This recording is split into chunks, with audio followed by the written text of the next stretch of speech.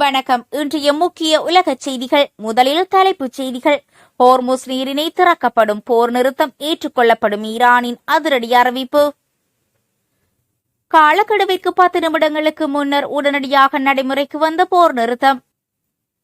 அமெரிக்க வங்கிகளில் இருந்த டொன் கணக்கான தங்கம் விற்பனை, பொருளாதாரத்தில் ஏற்பட போகும் அபாயம். போர் நிறுத்த ஒப்பந்தத்தை உறுதிப்படுத்தும் ஈரானின் அறிக்கை பகிர்ந்துள்ள ட்ரம்ப். போர் நிறுத்தத்தை தொடர்ந்து எண்ணெய் விலையில் ஏற்பட்ட உடனடி மாற்றம். 2 வார கால போர் நிறுத்தம். இது போரின் முடிவல்ல, ஈரானின் உச்ச தலைவரின் அதிரடி உத்தரவு. அறிவிக்கப்பட்டுள்ள அமெரிக்க ஈரான் போர் நிறுத்தத்தில் இதுவரையில் மௌனம் காக்கிறது இஸ்ரேல். ஈரான் விவகாரத்தில் அமெரிக்காவிற்கு வெற்றி, வெள்ளை மாளிகை செய்தி. 15 நாட்கள் பாகிஸ்தானில் பேச்சுவார்த்தை, 8 திட்டங்களுக்கு ஒப்புக்கொண்ட அமெரிக்கா. இனி விரிவான செய்திகள். காலக்கெடுவிற்கு 10 நிமிடங்களுக்கு முன்பு உடனடியாக நடைமுறைக்கு வந்த போர் நிறுத்தம், தடுக்கப்பட்ட மாபெரும் தாக்குதல். பேச்சுவார்த்தைகளுக்கு மத்தியஸ்தம் செய்து வரும் பாகிஸ்தான் பிரதமர் ஷெபாஸ் ஷெரீப் போர் நிறுத்தம் உடனடியாக நடைமுறைக்கு வருவதாக தெரிவித்துள்ளார். மிகுந்த பணிவுடன் நான் ஒன்றை மகிழ்ச்சியுடன் அறிவிக்கின்றேன் என்று அவர் குறிப்பிட்டுள்ளார். ஈரான் இஸ்லாமிய குடியரசும் அமெரிக்க ஐக்கிய நாடுகளும் அவற்றின் கூட்டாளிகளும் இணைந்து லெபனான் மற்றும் பிற இடங்கள் உட்பட்ட எல்லா இடங்களிலும் உடனடியாக நடைமுறைக்கு வரும் வகையில் போர் நிறுத்தத்திற்கு ஒப்புக்கொண்டுள்ளன. இந்த நடவடிக்கையை அவர் வரவேற்பதோடு அனைத்து சர்ச்சைகளையும் தீர்ப்பதற்கான ஒரு உறுதியான உடன்படிக்கையை எட்டுவதற்கு மேலும் பேச்சுவார்த்தை நடத்துவதற்காக தூதுக்குழுக்களை ஏப்ரல் 10 வெள்ளிக்கிழமையன்று இஸ்லாமாபாத்திற்கு அழைப்பு விடுக்கிறேன் என்று குறிப்பிட்டுள்ளார். அமெரிக்க ஜனாதிபதி டொனால்ட் ட்ரம்ப் ஈரானுடன் போர் நிறுத்தத்தை எட்டுவதற்கு கிழக்கு பகல் நேரப்படி இரவு 8 மணி வரை காலக்கெடு நிர்ணயித்திருந்தார். மேலும் அவ்வாறு ஒரு ஒப்பந்தம் எட்டப்படாவிட்டால் நாடு தழுவிய தாக்குதல்கள் நடத்தப்படும் என்றும் அவர் அச்சுறுத்தியிருந்தார். போர் நிறுத்தம் காலாவதியாவதற்கு வெறும் 10 நிமிடங்களுக்கு முன்பு பாகிஸ்தான் பிரதமர் ஷெபாஸ் ஷெரீப் போர் நிறுத்தம் உடனடியாக நடைமுறை என்று அறிவித்தார். அமெரிக்க வங்கிகளில் இருந்த தொன்கணக்கான தங்கம் விற்பனை, பொருளாதாரத்தில் ஏற்பட போகும் அபாயம். உலக நாடுகளின் கவனத்தை திசை திருப்பும் வகையில் பிரான்ஸ் ஜனாதிபதி இமானுவேல் மேக்ரோன் அமைதியான ஆனால் சக்தி வாய்ந்த மூலோபாய மாற்றத்தை மேற்கொண்டுள்ளார். 2025-2026 காலப்பகுதிக்குள் அமெரிக்காவின் நியூயார்க்கில் உள்ள மத்திய வங்கி காப்பகத்தில் வைக்கப்பட்டிருந்த 129 தொன் தங்கத்தை விற்று அந்த பணத்தை பயன்படுத்தி ஐரோப்பாவில் புதிய தங்கத்தை வாங்கி அதனை பிரான்சுக்கு மாற்றியுள்ளார். இது ஒரு புதிய பொருளாதார மற்றும் தொழில்நுட்ப மறுசீரமைப்பாக கருதப்படுகிறது. இன்று உலகம் புவிசார் அரசியல் ரீதியாக பெரும் மாற்றங்களை சந்தித்து வருகிறது. குறிப்பாக ரஷ்யா உக்ரைன் போர், அமெரிக்காவின் பொருளாதார ஆதிக்கம் மற்றும் புதிய அதிகார குழுக்களின் எழுச்சி போன்ற காரணிகளுக்கு மத்தியில் நாடுகள் தங்களது பொருளாதார பாதுகாப்பை மறுபரிசீலனை செய்து வருகின்றன. இந்த பின்னணியில் அமெரிக்காவில் இருந்த தங்க இருப்புகளை பிரான்ஸ் மறுசீரமைத்தமையானது பெரும் கவனத்தை பெற்றுள்ளது. பூகோளவியல் அரசியல் மோதல்களில் பொருளாதாரம் ஒரு ஆயுதமாக பயன்படுத்தப்படுகிறது. 2022 முதல் நிலவும் ரஷ்யா உக்ரைன் போரில் ரஷ்யாவிற்கு எதிராக மேற்கத்திய நாடுகள் பொருளாதார தடைகளை விதித்தன. இதன் மூலம் வெளிநாட்டு வங்கி அமைப்புகளில் வைக்கப்பட்டுள்ள கையிருப்புகளை எப்போது வேண்டுமானாலும் முடக்கலாம் என்பது நாடுகளுக்கு தெளிவாகியுள்ளது. உலகின் முக்கிய நிதி மையமாக அமெரிக்கா இன்னும் செயற்பட்டு வருகிறது. எனினும் அந்த அதிகாரத்தை பயன்படுத்தி பொருளாதார அழுத்தத்தை ஏற்படுத்தும் சாத்தியக்கூறுகள் குறித்து நாடுகளிடையே சந்தேகம் எழுந்துள்ளது. பிரான்ஸ் எடுத்துள்ள இந்த முடிவு பழைய தங்க கட்டிகளை புதிய உயர்தர சர்வதேச தரத்திற்கு உயர்த்துவது போல தெரிந்தாலும் இது உண்மையில் ஒரு அழகான பொருளாதார மறுசீரமைப்பாகவே கருதப்படுகிறது. பூகோளவியல் அரசியல் அபாயங்கள் அதிகரித்து வரும் நிலையில் நாடுகள் தங்களது வளங்களை தங்களது சொந்த மண்ணிலேயே வைத்திருக்க முனையும் போக்கு தற்போது அதிகரித்து வருகிறது. இருப்புகளை பன்முகப்படுத்தல் மற்றும் பிராந்தியமயமாக்கல் ஆகியவை முன்னுரிமை பெறும் போதே இதற்கு காரணமாகும். அமெரிக்க வங்கிகளில் இருந்த தொன்கணக்கான தங்கம் விற்பனை, பொருளாதாரத்தில் ஏற்பட போகும் அபாயம். உலக நாடுகளின் கவனத்தை திசை திருப்பும் வகையில் பிரான்ஸ் ஜனாதிபதி இமானுவேல் மேக்ரோன் அமைதியான ஆனால் சக்தி வாய்ந்த மூலோபாய மாற்றத்தை மேற்கொண்டுள்ளார். 2025-2026 காலப்பகுதிக்குள் அமெரிக்காவின் நியூயார்க்கில் உள்ள மத்திய வங்கி காப்பகத்தில் வைக்கப்பட்டிருந்த 129 தொன் தங்கத்தை விற்று அந்த பணத்தை பயன்படுத்தி ஐரோப்பாவில் புதிய தங்கத்தை வாங்கி அதனை பிரான்சுக்கு மாற்றியுள்ளார். இது ஒரு புதிய பொருளாதார மற்றும் தொழில்நுட்ப மறுசீரமைப்பாக கருதப்படுகிறது. இன்று உலகம் புவிசார் அரசியல் ரீதியாக பெரும் மாற்றங்களை சந்தித்து வருகிறது. குறிப்பாக ரஷ்யா உக்ரைன் போர், அமெரிக்காவின் பொருளாதார ஆதிக்கம் மற்றும் புதிய அதிகார குழுக்களின் எழுச்சி போன்ற காரணிகளுக்கு மத்தியில் நாடுகள் தங்களது பொருளாதார பாதுகாப்பை மறுபரிசீலனை செய்து வருகின்றன. இந்த பின்னணியில் அமெரிக்காவில் இருந்த தங்க இருப்புகளை பிரான்ஸ் மறுசீரமைத்தமையானது பெரும் கவனத்தை பெற்றுள்ளது.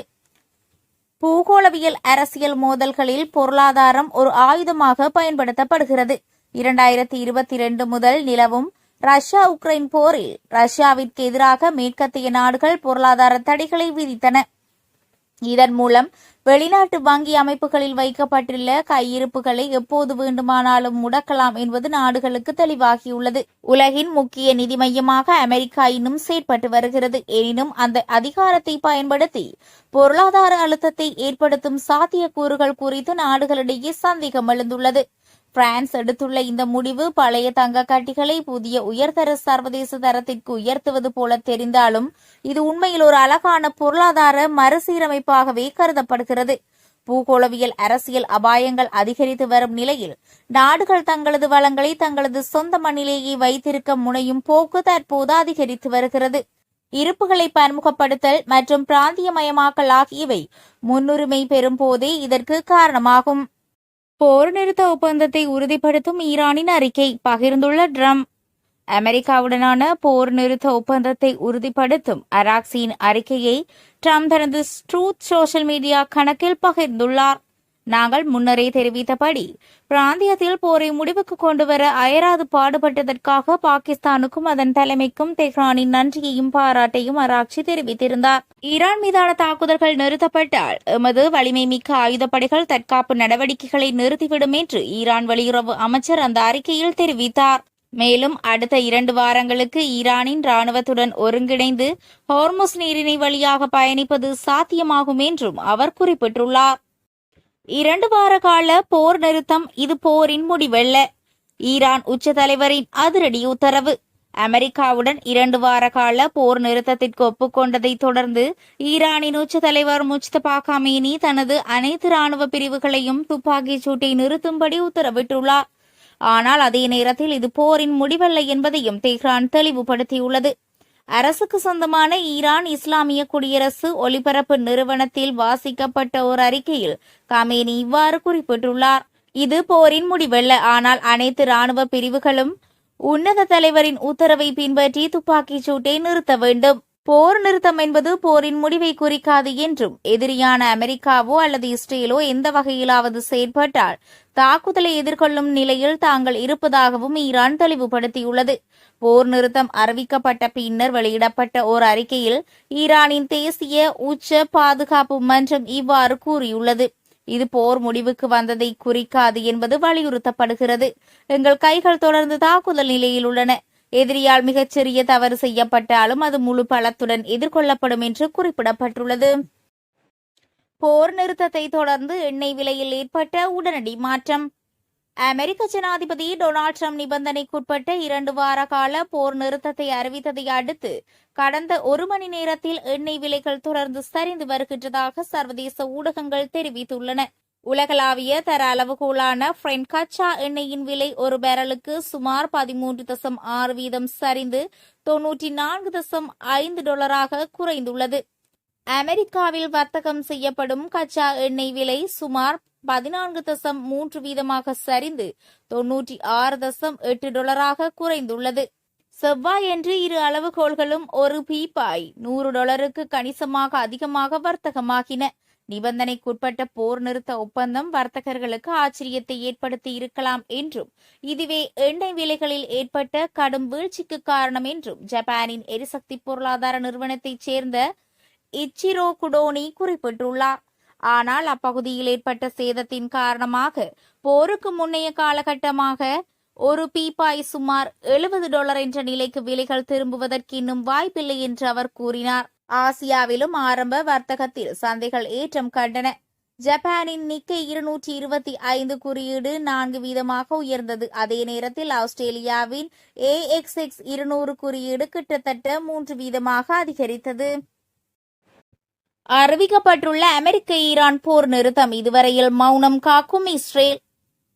அமெரிக்காவும் ஈரானும் அறிவித்த போர் நிறுத்தத்திற்கு இஸ்ரேல் தரப்பில் இருந்து இதுவரை அதிகாரப்பூர்வமான பதில் எதுவும் வரவில்லை என சர்வதேச ஊடகங்கள் செய்தி வெளியிட்டுள்ளன. டொனால்டு டிரம்பின் முடிவெடுக்கும் செயற்பாடுகளில் இஸ்ரேலிய பிரதமர் பெஞ்சமின் நெதன்யாகு எந்த அளவிற்கு பங்கேற்றார் என்பது தெளிவாக தெரியவில்லை எனவும் குறிப்பிடப்பட்டுள்ளது. அமெரிக்காவுக்கும் ஈரானுக்கும் இடையில் பேச்சுவார்த்தை நடத்தி வரும் பாகிஸ்தான் பிரதமர் ஷெபாஸ் ஷெரீப் இஸ்ரேல் தரைப்படையை நிலைநிறுத்தியுள்ள லெபனான் நாட்டிலும் இந்த போர் நிறுத்தம் அடங்கும் என்று கூறியுள்ளார். எனினும் ஹிஸ்புல்லாவின் அச்சுறுத்தல் நீக்கப்படும் வரை லெபனானை விட்டு வெளியேற மாட்டோம் என்று இஸ்ரேலிய தலைமை கூறி வருகிறது. லெபனானிலோ அல்லது வேறு இடங்களிலோ தனது நடவடிக்கைகளை நிறுத்த இஸ்ரேல் ஒப்புக்கொண்டதாக எந்த அறிகுறியும் இல்லை. அமெரிக்காவும் ஈரானும் பெற்ற வெற்றியைப் போல நெதன்யாகுவால் பெற முடியும் என்பது சாத்தியமில்லை. பிப்ரவரி 28 அன்று போரை அறிவித்த உரையில் அவர் ஈரானில் உள்ள அயதுல்லா ஆட்சியில் அச்சுறுத்தலுக்கு முற்றுப்புள்ளி வைப்பதே இந்த நடவடிக்கையின் நோக்கம் என்றும் தேவைப்படும் வரை இந்த நடவடிக்கை தொடரும் என்றும் குறிப்பிட்டிருந்தார். தற்போதைய நிலவரப்படி ஈரானிய ராணுவம் இன்னமும் அச்சுறுத்தலை ஏற்படுத்தும் நிலையில் உள்ளது. மேலும் அரசாங்கமும் வலுவாக நிலை கொண்டுள்ளது. போர் நிறுத்தத்தின் பின்னரும் ஜெருசலேமில் ஏவுகணை எச்சரிக்கைகளும் வெடிச்சத்தங்களும் கேட்டன. ஈரானில் இருந்து பல ஏவுகணைகள் ஏவப்பட்டதாக இஸ்ரேலிய பாதுகாப்பு படைகள் தெரிவித்துள்ளன. ட்ரம்ப் இன்று குறிப்பிட்ட ஈரானின் 10 அம்ச முன்மொழிவின் அடிப்படையில் போர் முடிவுக்கு வந்தால் அது தெஹ்ரானுக்கு ஒரு மூலோபாய வெற்றியாக பரவலாக கருதப்படும். நெதன்யாகுவின் அமைச்சரவையில் உள்ள தீவிர வலதுசாரி உறுப்பினர்கள் எந்தவொரு போர் நிறுத்த ஒப்பந்தத்தையோ அல்லது போர் முடிவையோ நிராகரிக்க வாய்ப்புள்ளதாக கூறப்படுகிறது. ஈரான் விவகாரத்தில் அமெரிக்காவிற்கு வெற்றி, வெள்ளை மாளிகை அறிவிப்பு. அமெரிக்கா மற்றும் ஈரான் இடையே 2 வார கால போர் நிறுத்தம் அறிவிக்கப்பட்டுள்ள நிலையில் இஸ்ரேல் இது குறித்து இதுவரை அதிகாரப்பூர்வமான பதிலை அளிக்கவில்லை. எனினும் இந்த ஒப்பந்தம் அமெரிக்காவிற்கு கிடைத்த மிகப்பெரிய வெற்றி என்று வெள்ளை மாளிகை தெரிவித்துள்ளது. இது அமெரிக்காவிற்கும் ஜனாதிபதி டொனால்டு டிரம்ப் மற்றும் எமது ராணுவத்திற்கும் கிடைத்த வெற்றி என வெள்ளை மாளிகையின் ஊடக செயலாளர் கரோலின் லெவிட் தனது சமூக வலைதளத்தில் பதிவிட்டுள்ளார். டிரம்ப் ஹோர்முஸ் நீரிணையை மீண்டும் திறக்க செய்துள்ளார் என்று அவர் மேலும் குறிப்பிட்டுள்ளார்.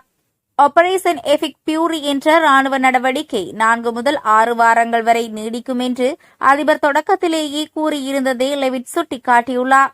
தற்போது 38 நாட்களில் அமெரிக்கா தனது முக்கிய ராணுவ இலக்குகளை எட்டி அதற்கு மேலான சாதனைகளை படைத்துள்ளதாக அவர் தெரிவித்துள்ளார். அமெரிக்க ராணுவத்தின் வெற்றி ஈரானுடனான கடுமையான பேச்சுவார்த்தைகளை நடத்த ஜனாதிபதிக்கு வலுவான அடித்தளத்தை அமைத்துக் கொடுத்துள்ளது. இது நீண்டகால அமைதி மற்றும் ராஜதந்திர தீர்வுக்கு வழிவகுக்கும் என்று லெவிட் நம்பிக்கை வெளியிட்டுள்ளார். 15 நாட்கள் பாகிஸ்தானில் பேச்சுவார்த்தை, 8 திட்டங்களுக்கு ஒத்துக்கொண்ட அமெரிக்கா, வெளியான அறிக்கை. அறிவிக்கப்பட்ட நிபந்தனைகளுக்குட்பட்ட போர் நிறுத்தத்தை தொடர்ந்து ஈரானின் உச்ச தேசிய பாதுகாப்பு கவுன்சில் அறிக்கையொன்றை வெளியிட்டுள்ளது. தன் விவரங்களை இறுதி செய்வதற்காக அதிகபட்சம் 15 நாட்களுக்கு பாகிஸ்தானின் தலைநகர் இஸ்லாமாபாத்தில் பேச்சுவார்த்தைகள் நடத்தப்படும் என்று கூறப்பட்டுள்ளது. களத்தில் ஈரானின் வெற்றியானது அரசியல் பேச்சுவார்த்தைகளிலும் வலுப்படுத்தப்படும் என்ற நோக்கிலும் இந்த பேச்சுவார்த்தைகள் நடத்தப்படும் என்று அந்த அறிக்கை கூறியுள்ளது. அரசு தொலைக்காட்சி அறிவித்திருந்த 10 அம்ச திட்டத்தையும் தாண்டி இந்த அறிக்கை வந்துள்ளதுடன் பின்வருவனவற்றுக்கு அமெரிக்கா ஒப்புக்கொண்டுள்ளதாக அந்த அறிக்கையில் கூறப்பட்டுள்ளது. ஈரானுக்கு எதிரான தனது ஆக்கிரமிப்பை மீண்டும் செய்ய மாட்டேன் என உத்தரவாதம் அளிக்கவும், ஹோர்முஸ் நீரிணையின் மீதான ஈரானின் கட்டுப்பாடு தொடர்வது, செறிவூட்டலை ஏற்றுக்கொள்வது, அனைத்து முதன்மை மற்றும் 2ஆம் நிலை தடைகளையும் நீக்குதல், பாதுகாப்பு கவுன்சில் மற்றும் சர்வதேச அணுசக்தி முகமையின் அனைத்து தீர்மானங்களையும் முடிவுக்கு கொண்டு வருதல், ஈரானுக்கு இழப்பீடு வழங்குதல், இப்பகுதியிலிருந்து அமெரிக்க போர்ப்படைகளை திரும்பப் பெறுதல், மேலும் லெபனானின் இஸ்லாமிய எதிர்ப்பு அமைப்புக்கு எதிரான போர் உட்பட அனைத்து முனைகளிலும் போர் நிறுத்தம் என்பனவாகும். அதற்கு முன்னர் ஈரானின் கூற்றுப்படி நிபந்தனைக்குட்பட்ட போர் நிறுத்தத்திற்கான 10 அம்ச திட்டம் ஈராக், லெபனான் மற்றும் ஏமன் மீதான போரை முழுமையாக நிறுத்துதல், காலவரையறையின்றி ஈரான் மீதான போரை முழுமையாகவும் நிரந்தரமாகவும் நிறுத்துதல், பிராந்தியத்தில் உள்ள அனைத்து மோதல்களையும் முற்றிலுமாக முடிவுக்கு கொண்டு வருதல், ஹோர்முஸ் நீரிணையை மீண்டும் திறத்தல், ஹோர்முஸ் நீரிணையில் கப்பல் போக்குவரத்தின் சுதந்திரத்தினையும் பாதுகாப்பையும் உறுதி செய்வதற்காக ஓர் நெறிமுறையையும் நிபந்தனைகளையும் நிறுவுதல், ஈரானுக்கு புனரமைப்பு செலவுகளுக்காக முழு இழப்பீட்டுத் தொகையையும் செலுத்துதல், ஈரான் மீதான தடைகளை நீக்குவதில் முழு அர்ப்பணிப்பு, அமெரிக்கா வசம் இருந்த ஈரானிய நிதிகள் மற்றும் முடக்கப்பட்ட சொத்துக்கள் விடுவிக்கப்படுதல், எந்த ஒரு அணு ஆயுதங்களையும் கையகப்படுத்த முற்பட மாட்டோம் என ஈரான் முழுமையாக உறுதியளிக்கிறது. மேற்கண்ட நிபந்தனைகளுக்கு ஒப்பு அளிக்கப்பட்டவுடன் அனைத்து முனைகளிலும் உடனடி போர் நிறுத்தம் நடைமுறைக்கு வரும் என ஏற்கனவே ஈரான் கூறியுள்ளது.